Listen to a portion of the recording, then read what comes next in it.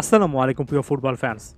Argentine midfielder Leandro পারেদেসকে কেন্দ্র করে একটা নতুন সিচুয়েশন তৈরি হচ্ছে, যেটা আস্তে আস্তে তাকে রোমা থেকে বের করে আরও একবার বোকা জুনিয়র্সের পথে নিয়ে যাচ্ছে। এবং এভাবে যদি ব্যাপারগুলো চলতে থাকে তাহলে আগামী উইন্টার ট্রান্সফারে অর্থাৎ জানুয়ারিতে যে ট্রান্সফার উইন্ডো আসছে সেখানে যদি লিয়ান্দ্রো পারেদেস আরও একবার বোকা জুনিয়র্সে ব্যাক করেন তাহলে সেখানে খুব একটা বেশি অবাক হব না। এই বোকা জুনিয়র্সের ইউথ একাডেমি থেকে উঠে এসেছেন, যেখানে 2010 থেকে 2015 সাল পর্যন্ত বোকা জুনিয়র্সের সিনিয়র টিমে খেলেছেন।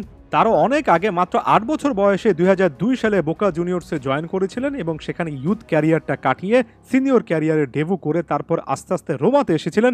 রোমাতে ভালো খেলার পরে প্যারিস সেন্ট জার্মে, তারপরে জুভেন্টাসে লোন ডিল, তারপরে আরও একবার রোমাতে ফিরে আসা। তবে মাত্র 30 বছর বয়সে লিয়ান্দ্রো পারেদেস যে জিনিসটা দেখছেন সেটা কঠিন একটা বাস্তবতা, এবং সেটা এমন একটা ব্যাপার যেটা অনেক আর্জেন্টিন প্লেয়ারাই কিন্তু সাম্প্রতিক সময় ফেস করছেন, এবং সেটা হচ্ছে নিজের পজিশন অনুযায়ী পছন্দের সে রোলটা না পাওয়া এবং আস্তে আস্তে প্ল্যানের বাইরে চলে যাওয়া।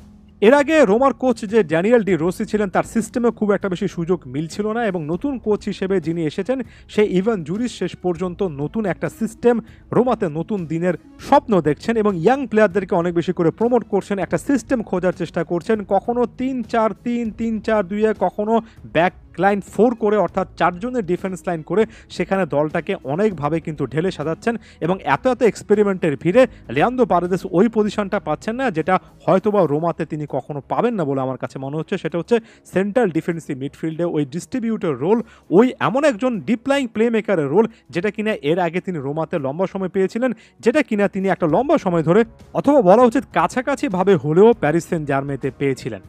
দেখুন, কি এনজো ফার্নান্দেস হোক কি লিয়ান্দ্রো পারেদেস হোক, এখানে সবচেয়ে বড় সমস্যার জায়গা আমি এর আগের একটা ভিডিওতে আইডেন্টিফাই করেছি, সেটা হচ্ছে কোচের ট্যাকটিক্স এবং সেটার সঙ্গে আপনার প্রোফাইলটা খুব একটা বেশি না মেলা। এই জায়গা থেকে অ্যালেক্সিস ম্যাক অ্যালিস্টার কিন্তু তার ক্যারিয়ারের ডেভেলপমেন্টটা আমার চোখে যথেষ্ট ভালো করেছেন। তিনি যেমন ব্রাইটনে থাকতে একজন অনেকটুকু ডিপলাইং প্লেমেকার হিসেবে ভালো খেলেছিলেন, মাঝে মধ্যে ডিবক্সের আশেপাশে এসে সেখান থেকেও কিন্তু একটা অ্যাডভান্স রোলে খেলতে পারতেন। সেট পিস পেনাল্টিতেও একটা মুনশিয়ানা দেখিয়েছিলেন। তিনি লিভারপুলে আসার পরে সেন্টার মিডফিল্ডার কখনো কখনো অ্যাটাকিং রোলে, কখনো কখনো ডিফেন্সিভ মিডফিল্ডার রোলটাতে অ্যাডজাস্ট করছেন, অর্থাৎ ভিন্ন ভিন্ন পজিশনে আমরা ম্যাক অ্যালিস্টারের ব্রাইটন এবং লিভারপুলে অ্যাডজাস্ট করা সেই প্রবণতা দেখেছি। তবে পারেদেস অথবা এখনকার এনজো ফার্নান্দেস তারা কিন্তু খুবই রোল স্পেসিফিক প্লেয়ার বলে আমার কাছে মনে হয়। বিশেষ করে আপনি যদি পারেদেসকে নির্দিষ্ট একটা রোল যেটার সঙ্গে তিনি খেলতে অনেক বেশি করে স্বাচ্ছন্দ্য বোধ করেন সেটা না দেন, বাকি মিডফিল্ডের পজিশনগুলোতে পারেদেসকে কিন্তু খেলানো যায় না।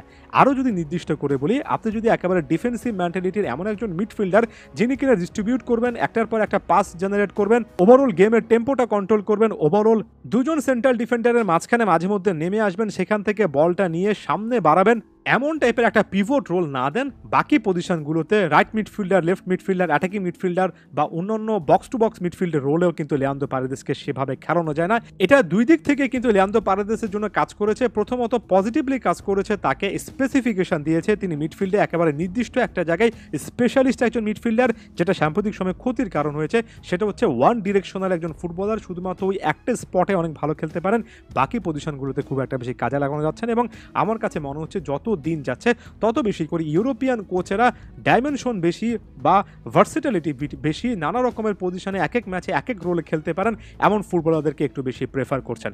এখন এই সময়টাতে বোকা জুনিয়র্সে গিয়ে তিনি যদি গেম টাইমটা বাড়াতে পারেন, যেটা কিনা এই রিপোর্টে বলা হয়েছে যে গেম টাইমটা তিনি যদি বাড়াতে পারেন তাহলে বোকা জুনিয়র্স একটা ভালো অপশন হতে পারে।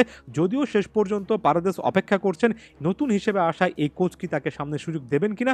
যদি না দেন তাহলে গেম টাইম বাড়িয়ে আর্জেন্টিনা জাতীয় দলে নিজের প্লেসটা ধরে রাখার জন্য লিয়ান্দ্রো পারেদেসকে বোকা জুনিয়র্সে যেতেই হবে।